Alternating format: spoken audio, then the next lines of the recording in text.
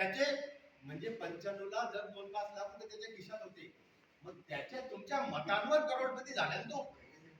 तुम्ही मतं देऊन देऊन त्यांना करोडपती केले.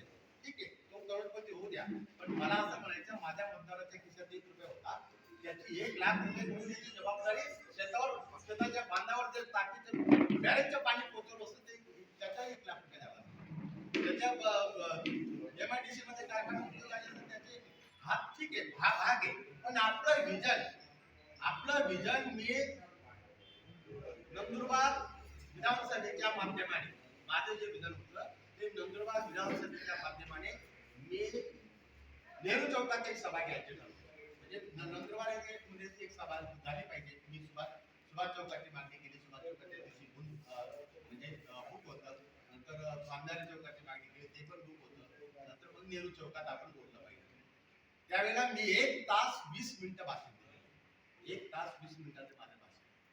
1 तास 20 मिनिटाचं माझं भाषण निवडणूक आयोगाने रेकॉर्ड केले आणि ते रेकॉर्ड केलेलं भाषण मी माझ्या शीतमौली परिवार याच्या युट्यूबवर टाकले. मला हे 5 वर्ष राबवायचे. जोपर्यंत माझी MIDC चालू होते तोपर्यंत मला राबवायचे. जोपर्यंत कापूसच्या बॅरेजचं पाणी शेताच्या बांधावर जायचे तोपर्यंत मी लोकांना ऐकवणार. मला लोकांना जागृत करायचे. माझा लोकप्रतिनिधी कोण निवडून गेला, कोण निवडून आला, कोणी काय केलं हे मला घेणं देणं नाही. डॉक्टर गायत असो, तो ग्रंथड असतो, तो वासुदेव गांगुड असतो, कोणीतरी निवडून दिला ना तुम्ही, मग त्याचं काम आहे की त्यांनी त्या बॅरेज मधलं पाणी शेताच्या बांधावर ओढून त्याचं काम आहे MIDC मध्ये कारखाना कसा उभा राहील त्याचं लक्ष दिलं. आता MIDC मध्ये थोडक्यात उदाहरण याच्यात बोललो, जर तुमचे टाकीचं पाणी ची पाईपलाईन भाज्यापर्यंत येऊ शकते ते MIDCच्या एरियामध्ये काय अहो कुठलाही जर मला घर बांधायचे, मला घर बांधण्यासाठी जर पाणी नसेल तर मी माझ्या घर पुढच्या वर्षी बांधेल असं माझं सर्वसाधारण कुटुंबाचा विचार असतो.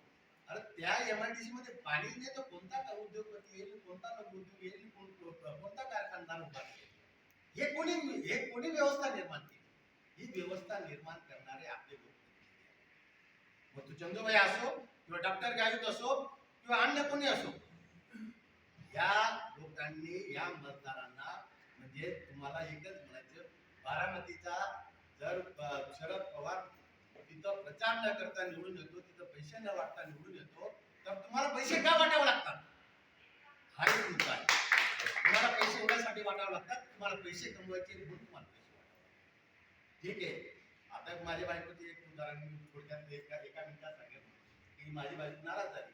नंतर थोडं घराघरात गेली, तिने बॅरेट वगैरे वाटले, म्हणजे आपल्याला मदत केली, असं झालं. मी तिला एक उदाहरण सांगितलं, मी एक समजून घे, मी तुझा नवरा आहे तसं बाकीच्यांचे नवरे, मी दारोडे आहे किंवा मी नालायक आहे असं समजून जा. पण मी ज्या दिवशी माझा पगार झालेला तर तुझ्या हातात ज्या दिवशी घे त्या दिवशी तू मला माझ्यासोबत गोड बोलशील. तसा हा लक्ष्मीचा प्रताप आहे, हा धनाचा प्रताप आहे. तो या दारोडा नवरा जरी असला, तू नालायक जर नवरा असला, दररोज शिव्या देणारी बायको ज्या दिवशी हातात पगाराचा पैसा देतोय त्या दिवशी बायको खुश होते आणि त्याला चांगलं जेवण देते. म्हटलं या लोकांनी पैसे वाटले, त्यांना खुश केलं आणि खटाखट बटन दाबले, त्याच्याकडे आपला त्याचा माझा दोष काय, तुझा दोष काय? त्याच्या पैशाचाही दोष आहे. त्याच्यामुळे त्याच्यावर जाऊ नका. फक्त लोकांना आपल्याला जे करायचं होतं ते सांगायचं लोकांपर्यंत पोहोचवले आपण. आणि आजचा उद्देश एवढा की मला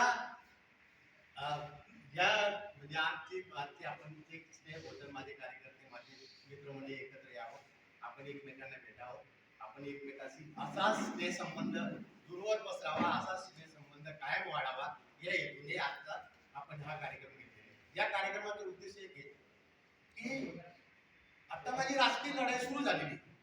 मला पंचायत समिती, जिल्हा परिषद, नगरपालिका हे जे काही आपले कार्यक्रम उभारीचे कार्यकर्ते विचारवंत आहेत, बुद्धिवंत आहेत, पैसा नाही त्यांच्या हातात, अशा विचारवंत बुद्धिवंत लोकांना विजन देण्यासाठी नगरपालिका कशी असावी, गावाची ग्रामपंचायत कशी असावी किंवा पंचायत समिती कशी चालवावी, जिल्हा परिषद मध्ये आपण काय विचारावं, हे विजन मांडण्यासाठी आपल्याला उमेदवार द्यायचे आणि ते उमेदवाराच्या हिशोबाने आपण एकत्र येऊ यांना